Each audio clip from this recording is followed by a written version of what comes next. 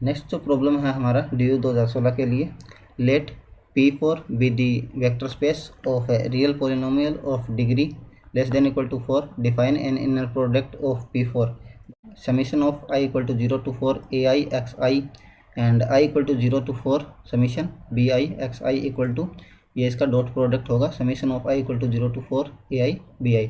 तो हमें सबसे पहले चेक करना है कि ये ऑर्थोनॉर्मल होगा या नहीं होगा, या ऑर्थोगोनल होगा या नहीं होगा। ओके, सारा इसी चीज़ का है और हमें एक सेट डिफाइन कर रखा है। तो सबसे पहले तो हमें ये चीज़ जानने की ज़रूरत है कि ऑर्थोनॉर्मल और ऑर्थोगोनल होता क्या है। Okay, two vector x and y are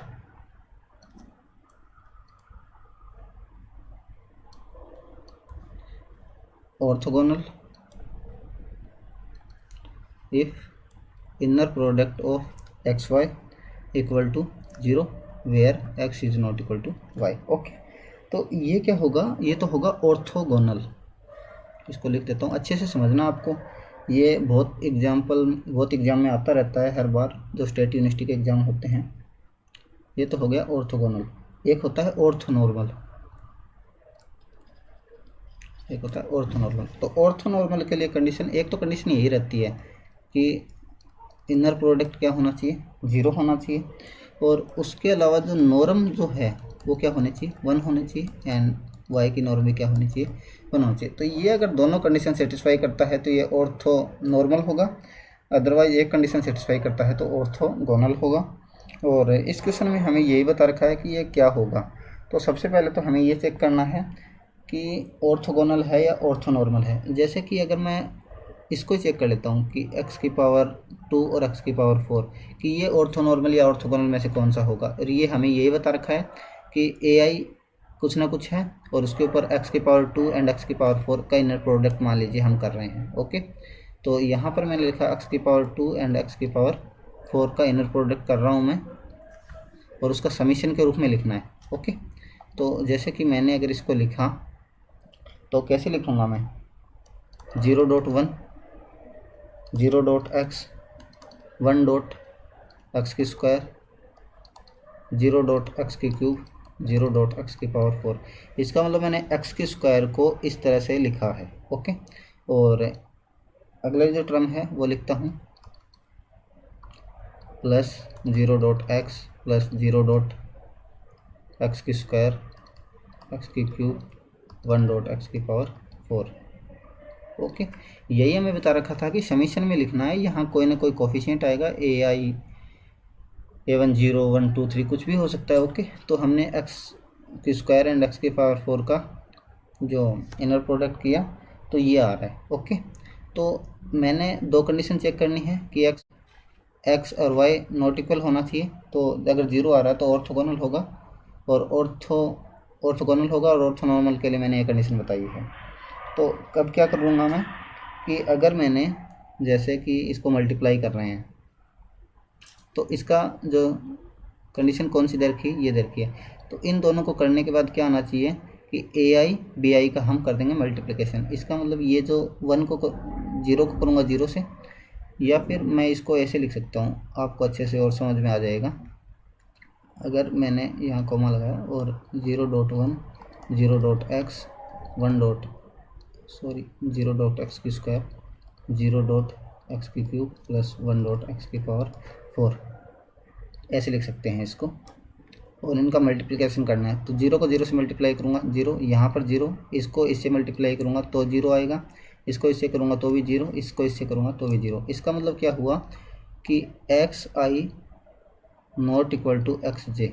okay, i not equal to j, i not equal to j अगर हुआ तो क्या वैल्यू आ रही है इसकी, 0 आ रही है। Okay, i not equal to j तो 0 आ रही है। और अगर आई और जे अगर यहाँ एक्स की स्क्वायर होता और यहाँ भी एक्स की स्क्वायर होता तो क्या होता, एक्स की स्क्वायर ये रहा, और यहाँ भी अगर एक्स की स्क्वायर होता तो ये भी एक्स की स्क्वायर का जो कोफिशिएंट होता वो भी क्या होता, 1 होता, और 1 को 1 से मल्टीप्लाई करता तो क्या आता, 1 आता। और यहाँ अगर एक्स की स्क्वायर होता तो यहाँ क्या होता, 0 होता। इसका मतलब है अगर i इक्वल टू जे हुआ तो क्या आएगा, 1 आएगा। ओके, और अब हमें चेक करना है कि हमने ये देखना था कि x not equal to y then क्या जीरो आ रहा है, तो हमने देखा x not equal to y then zero तो आ रहा है। इसका मतलब ये कन्फर्म ऑर्थोगोनल तो है। ओके, ऑर्थोगोनल तो है, इसका मतलब ये बोल रहे नॉट ऑर्थोगोनल, इसको तो पहले कट करेंगे। अब चक्कर ये बच गया कि ऑर्थो नॉर्मल है या नहीं है, इसको चेक करना है। ये भी कैंसिल हो गया। अब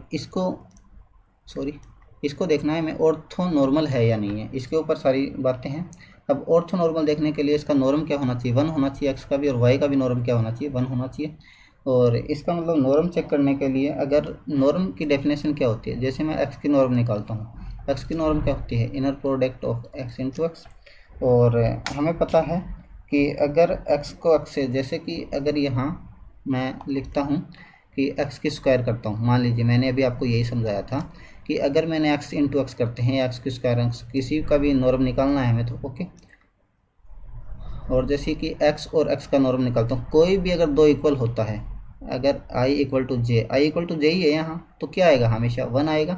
एक्स की स्क्वायर का निकालूंगा तो भी 1, मतलब कितना भी हम नॉर्म निकालें तो 1 ही आएगा। इसका मतलब क्या हुआ कि ये दोनों कंडीशन सेटिस्फाई हो रही है कि नॉर्म भी क्या आ रहा है, 1 आ रहा है, और आई नॉट इक्वल टू जे भी 0 आ रहा है। इसका मतलब हमारा क्या हुआ, ये ऑर्थोनॉर्मल होगा। आपको अच्छे से करना है, इसको अच्छे से आपको समझना है कि मैं क्या समझाना चाह रहा हूँ आपको। तो यहाँ से क्या होगा, ये होगा ऑर्थो नॉर्मल होगा। अब करते हैं next question. If a plus iota B and C plus iota d is basis of C over R then. और हमें पता है कि बेसिस का मतलब क्या है, कि बेसिस के अंदर दो कंडीशन सेटिस्फाई होती है।